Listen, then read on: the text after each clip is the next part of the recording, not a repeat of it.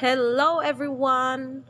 So gisamuka na ba ang all sa everyone? Charot bitaw. So naay mga notifications nga kanang permanente bitaw ta ma-mention no every time na mag-tag na to using tag nga everyone. So pwede ra din na siya i-off guys.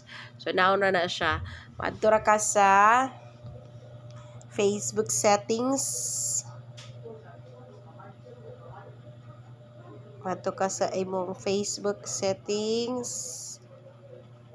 And then, click for or look for notifications. And, pangitaw ng tags.